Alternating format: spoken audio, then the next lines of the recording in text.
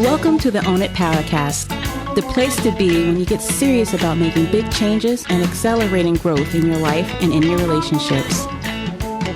Finally create the life you've always wanted, living life on your own terms. Learn how to take your fear and turn it into powerful choices that will create sustained change. Now your host, Mary Baker. Hey everyone, welcome back to the Own It Powercast, the place to come to get what you need to move yourself forward. Hey, it's Mary Baker and welcome to episode 233, part 2, The Chaos, exploring how your family shaped your boundaries. Well, welcome back to part 2, and last week we covered family dynamics, how you struggle to learn how to set boundaries and honor boundaries because of things that happened in your family growing up. So that was part 1. And this week, we're going to expand the conversation a bit to include even deeper, often more troubling dynamics that I call the chaos. The struggles that families can have that truly make it hard for you to have learned boundaries. Even if you don't find your own family struggle with a lot of these things we're going to talk about today, you probably know, are friends with, or are partnered with folks who do. So I think it's useful information no matter what. And if your parents or one of your parents grew up in a family like this, it might explain some of their behavior. All right, so before we get into that, I've designed a signature course that talks a lot about origins, a lot about how you got here, what you might struggle with, why you might struggle with it, and how to fix it. So if you like what we've been talking about on the show here and what we talk about in the Facebook Lives, and you want to go deeper, my course is a whole package of self-paced learning along with some really wonderful group coaching and some one-on-one if you want that too. That helps you grow, helps you change, and helps you make big changes in your life. And these are sustained changes that I see people make. So the link is in the show notes. Go ahead and sign up there. It's very simple. If you have any questions, reach out to me. Okay, let's get to part 2, the chaos. So there are 2 areas I want to talk about today that are pretty common, unfortunately common family dynamics that have big impacts on kids. One is mental health and the other one is substance abuse. If one or the other parent or both have mental health struggles, like untreated mental health illness is what I mean. No meds, no therapy. It can really disrupt the establishment of family dynamics and boundaries. It really just makes it difficult. Because remember, that job belongs to mom and or dad or your caregiver, whoever raised you. So let's talk about untreated mental illness and some of the aspects. And some of these you probably already know, but I want you to think about it in terms of trying to be a parent, trying to hold a family together. I want you to think about it in terms of being a little kid and remember all the needs that a kid has to feel okay. So one of the first ones is inconsistent emotional availability. So an example of that is, let's say you have a parent who has untreated depression. Well, they're going to experience periods of emotional withdrawal. They're going to climb in bed, maybe not come out, maybe not make dinner. So it's going to make it really difficult, if not impossible, for that person to consistently provide emotional support and engage with their child. Remember, little kids are very egocentric. So if mom or dad isn't available to them, they make it about themselves. They can't help it. There's often erratic behavior. Let's say you have a parent with untreated bipolar disorder. They might exhibit unpredictable mood swings, and really creating an unstable and potentially unsafe environment for the child, both physically and emotionally. That's really hard to live with. Maybe there is a neglect of daily tasks, like a parent with severe anxiety may struggle to perform daily tasks, leading to disruptions in routines and potentially impacting the child's sense of stability. Like all of a sudden, mom can't go to the grocery store because she's so anxious and having a panic attack, or she can't take the child to softball or drive them to school. Maybe the family can't engage in social activities because of a parent's severe anxiety. And that parent often may struggle to set and enforce appropriate boundaries for the kid too. Maybe they're overly permissive or excessively restrictive. And they might be a little bit of both. Remember we talked last week about where you can really keep kids guessing if you're in a great mood one day and you're pretty lax with your discipline and the next day you come down hard for the same behavior. Very confusing for the kid. There might be a lack of self-care modeling too. A parent experiencing untreated mental health issues may neglect their own self-care. So that's really going to be hard for the kid regarding the importance of mental well-being, because all the things I just talked about, we're talking about someone who is not taking care of their mental health. They're not getting the appropriate treatment and support and counseling and all the things that they would need to be able to function as a healthier parent. And finally, we want to talk about post-traumatic stress in a parent. Maybe there are some of the pieces we already talked about, like mood swings and anxiety. But what about the rage? What about being easily triggered? What about emotional wounds in the parent, which we talked a little bit about last week? But if you have an emotionally immature parent who gets defensive, who yells and screams and throws things, has an adult tantrum because they're upset with you or because you confronted them as a 10-year-old, right? Or maybe mom and dad were fighting a lot because of someone's very immature behavior. That's usually untreated emotional trauma and childhood issues. All right, so if that wasn't enough, let's go into another area, and that is addiction issues, and they can coincide with all the things we just talked about, but they can really make it a lot worse. So the first one, and probably the one we think about the most, is neglect of parental responsibilities. Not doing the things for the child that they need to do, at least not doing it when they're not sober. So you might see a real Jekyll and Hyde with this, which is actually worse for the kid. There's inconsistent parenting, all the things you just talked about, but sometimes, depending on how bad the addiction is, that parent might prioritize obtaining substances over fulfilling parental responsibilities. This often leads to neglect, inconsistent caregiving. Sometimes there's not food in the fridge. I've worked with some kids where they didn't even know where mom was for days. Homework isn't checked. There aren't clean clothes. The house isn't clean. Big financial issues usually. Very, very stressful for everyone. Very sad situation. And then it could be okay for a couple of months if mom got sober or dad got clean. But without healthy recovery, it can revert right back to where it was.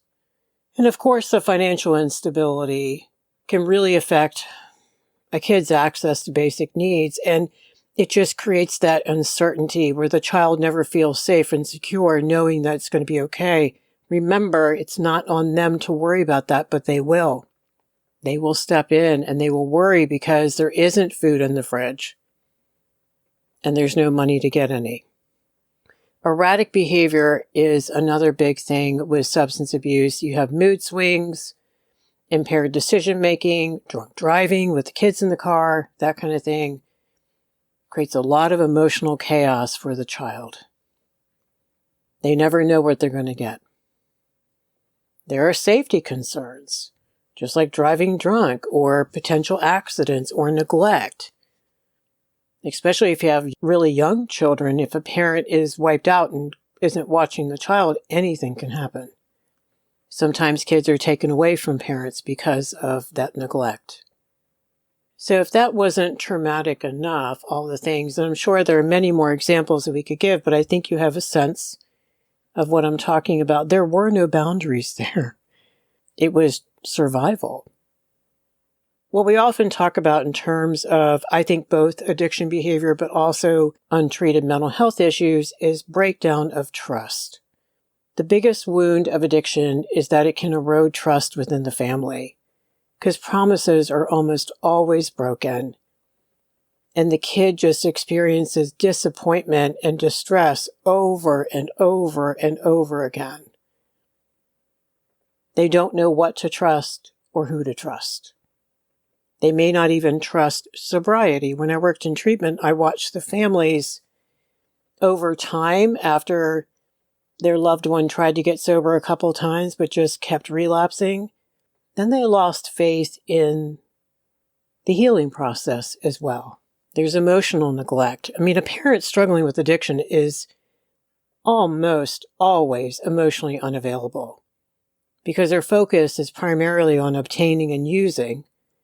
It's on their own shame, their own unmet needs. It's a little bit narcissistic. If you're in active addiction, you're probably pretty self-focused. So there's no way that you could be in the moment for your child. The result is that they end up neglecting their child's emotional needs because they're not even in touch with their own. Remember, using and medicating and numbing out with something is to not feel, to not be present. So definitely needs are not getting met by the child. The communication patterns. Families that lack open and honest communication are going to find it challenging to discuss and establish boundaries. They can't handle it. And we have to have effective communication to teach kids how to express their own needs and their own expectations and how to honor those of others.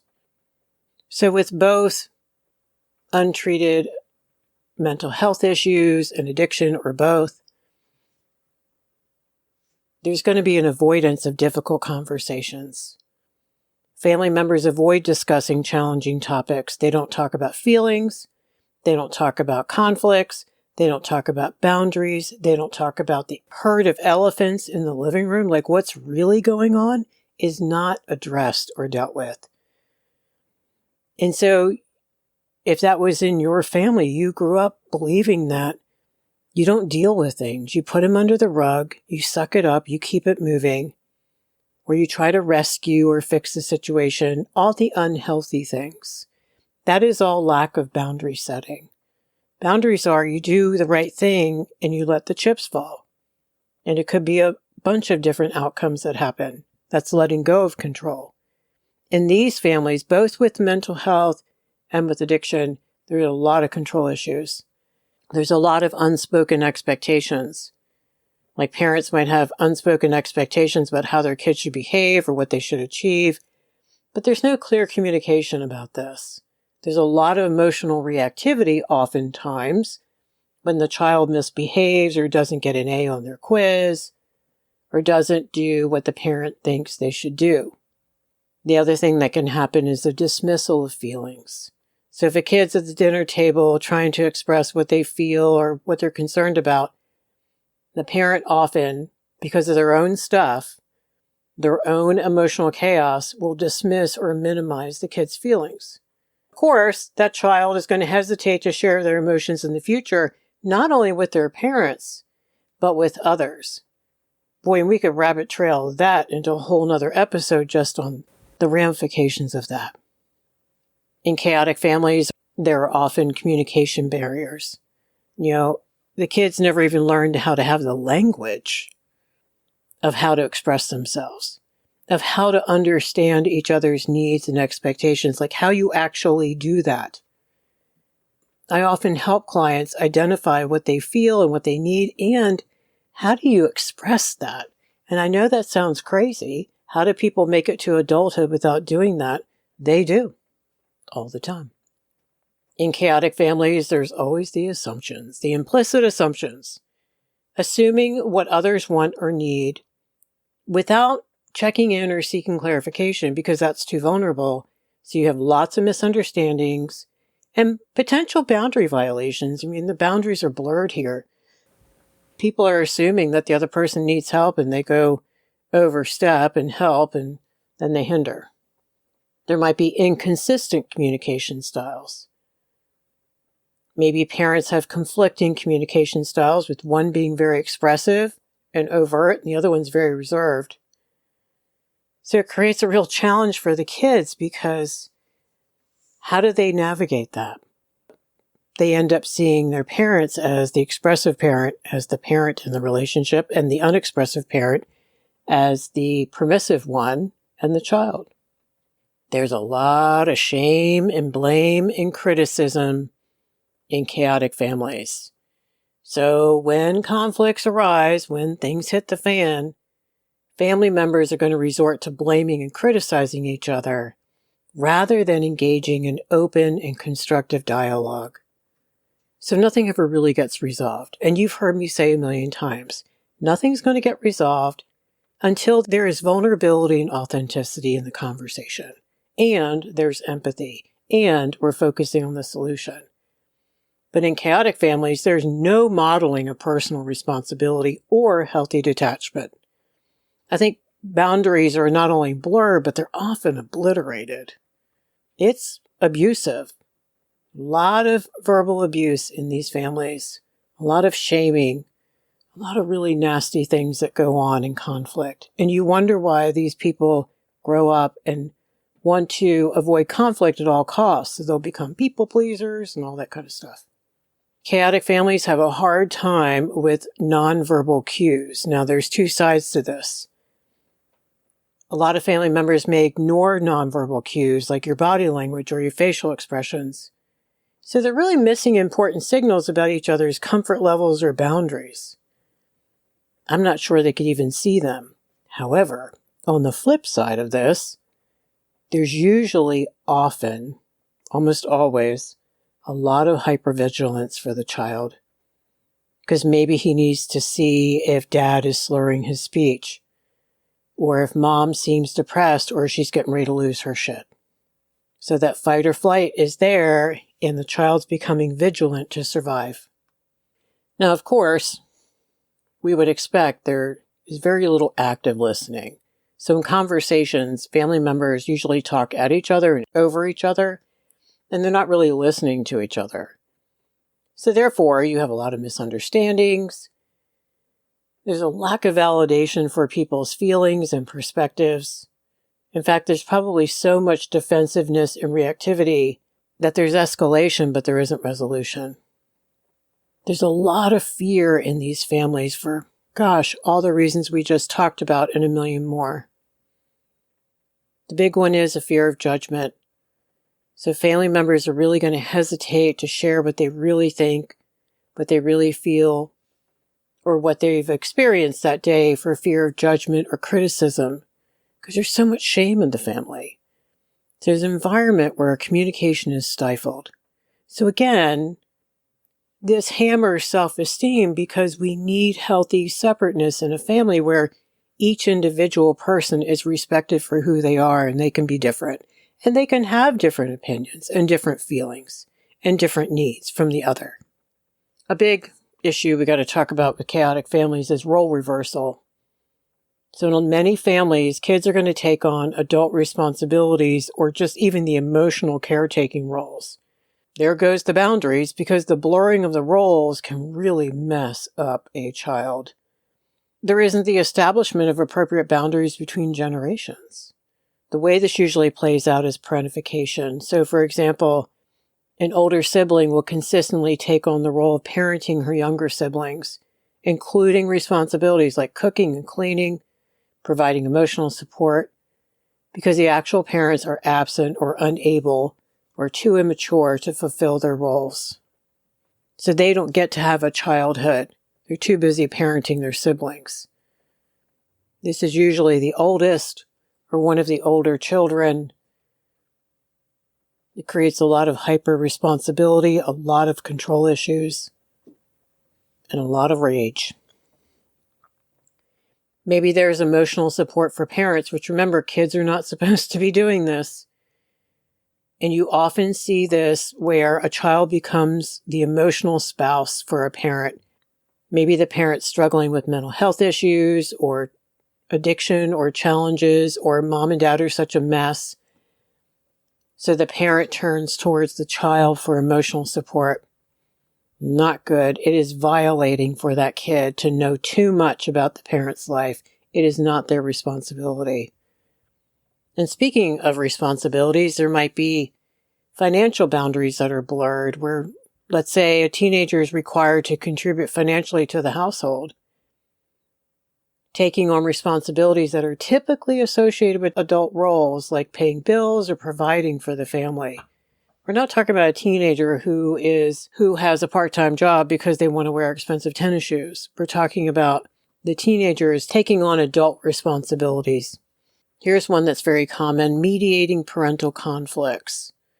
The child becomes the peacemaker, the mediator in conflicts between mom and dad, because they're trying to rescue the family. They're trying to diffuse tensions and create stability because they're terrified.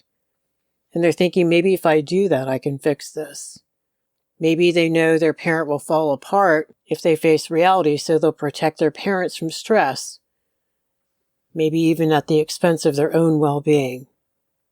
Like maybe mom's depressed, so the oldest son will take the kids in the other room and try to parent them so they don't upset her.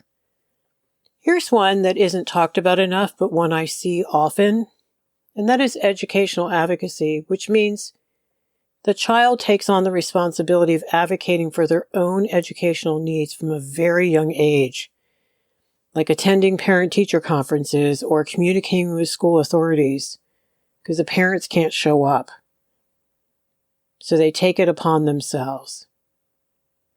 These are kids who become very counter-dependent. They learn not to need and not to count on grown-ups for things. There might be big decision-making things that the child has to do.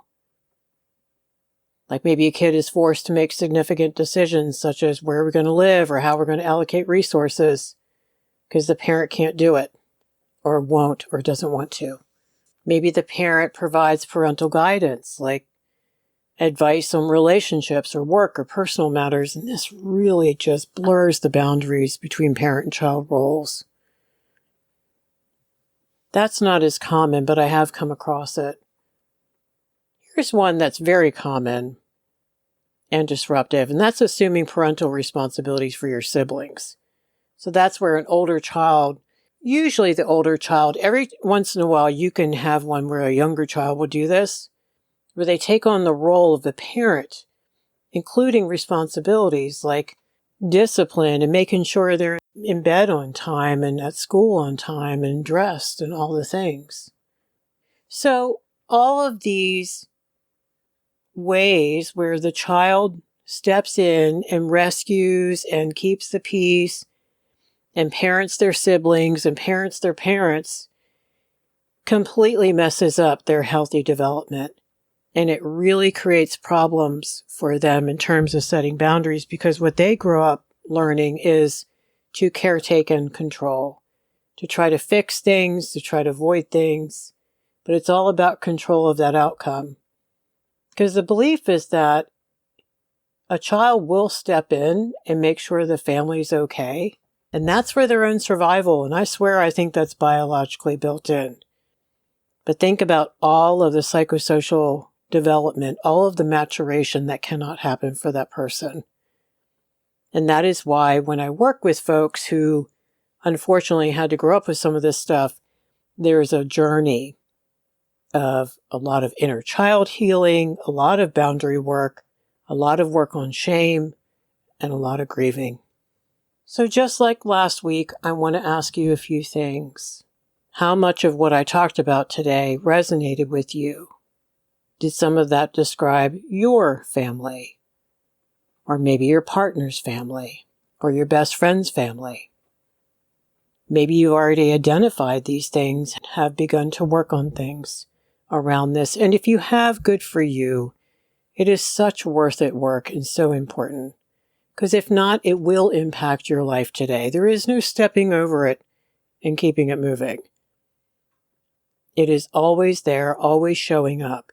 It shows up in our lack of boundaries. It shows up in someone's lack of self-esteem, avoidance of conflict, not being emotionally present, not being able to have empathy, lots of post-traumatic stress. I could go on.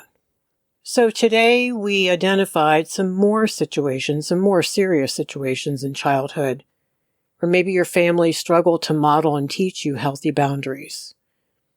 We got into some of the deeper issues like mental health issues that are untreated or active addiction, where parents create a sense of emotional chaos and sometimes physically and financially as well, that made it very difficult to feel safe, to feel respected, or to learn about boundaries and problem solving.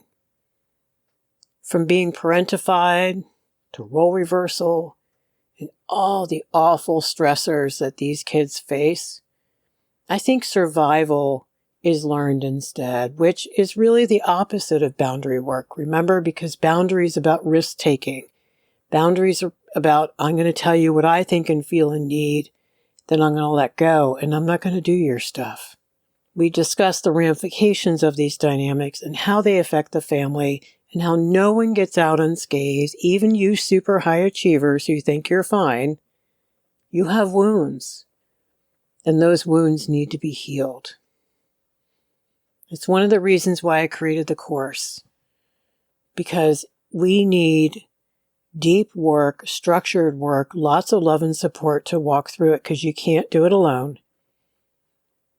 And we need to dig deep on some things and to learn how to be assertive, how to handle conflict, how to set boundaries, how to grow up on the inside. Because if you didn't have boundaries growing up, you weren't able to emotionally grow up either.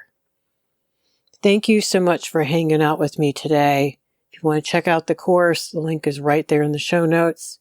If you have any questions at all, please reach out. If you want the newsletter, which has all the information of everything that's going on, go to ownitpowercast.com or reach out and I can get one to you. And don't miss the Facebook Lives every Wednesday night at 7 p.m. Eastern, because we're talking about all this stuff, and that gives you an opportunity to jump in and share. All right, pay it forward, keep focusing on you, and I'll see you next time.